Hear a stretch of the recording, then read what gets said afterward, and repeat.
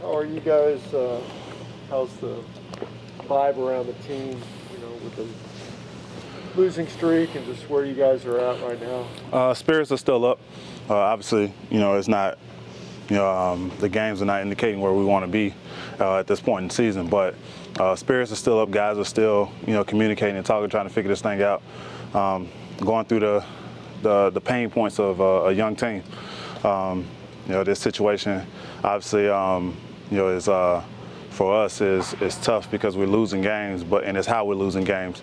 We're kicking ourselves in the butt, by having mental lapses or having a bad quarter, those type of things. Misreads on the defensive side of basketball, missed opportunities on plays, coming out of timeouts.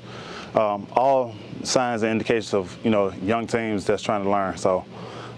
Biggest thing is us just going out there and keep playing hard and make sure we keep putting forth the effort. The Minnesota game, we didn't put out the effort that we should have put out. Coach told us that coming into the locker room, that we got our butts kicked and stuff like that. But I think the one thing that was really good about, obviously, you take an L, it's always a bad thing. But the one thing that came out from it was we took that butt whooping and we went back into the locker room. We sat there and we talked for 20, 30 minutes. The whole team, everybody voiced their issues, their points. Everybody put it on the table. Everybody talked. And the one thing about me is, obviously, I'm going to say what I need to say. I think, one of the biggest things is we all realize that, we're tired of getting our butts whooped.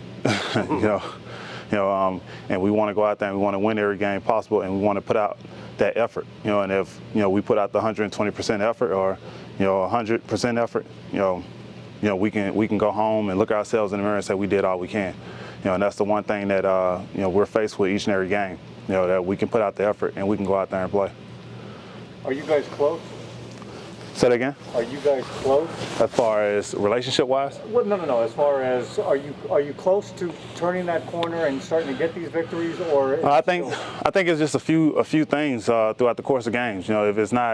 It might be rebound in one game. It might be missed opportunities on the offensive side of the basketball. It might be it's always one category that kind of kills us throughout the course of a game.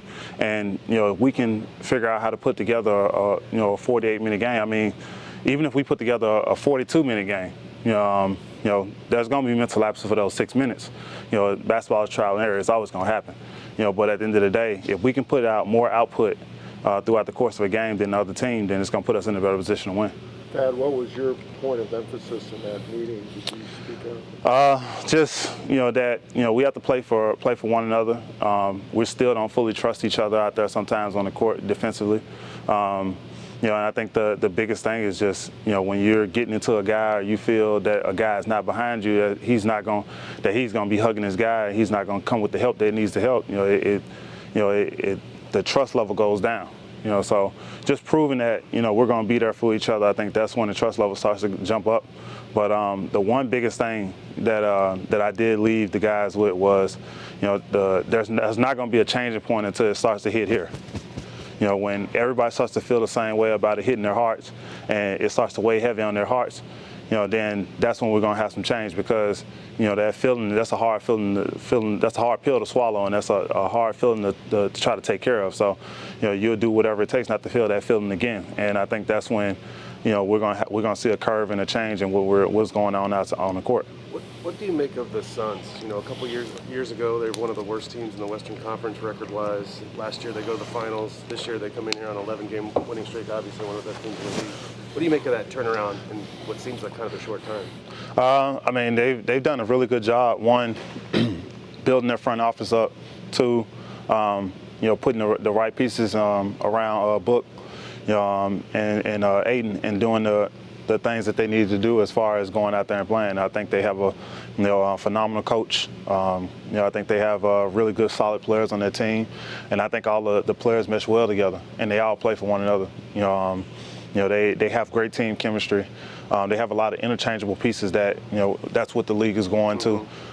They have really good three-point shooting. They're able to push the ball in transition, but most of all, they play defense. Defense wins basketball games, and they output a lot throughout the course of a game on the defensive side of the basketball to get themselves in transition. So, but they've done a really good job of just building and piecing their team together. Can you tell that Chris Paul made a huge difference in his Yeah, rivalry? for sure. Hell yeah, that's point guard. Chris is Chris has always been great. We know how great he is. He's passing guys up on the all times list. He's done a phenomenal job in helping change something that was already being pieced together. But that added piece right there just kind of takes him to a whole new level.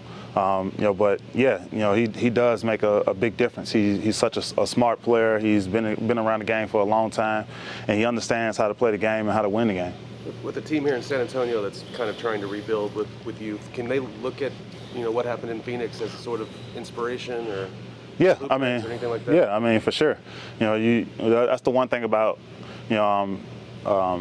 this league. It's a copycat league. Mm-hmm. When Golden State, well, obviously Golden State's doing well again, but when those guys were winning championships, every team tried to imitate what they were doing, and that, like I said, it's a copycat league. So Phoenix is one of those teams. The Bucks are a team that teams are starting to try to copy and see what they can start doing like those guys.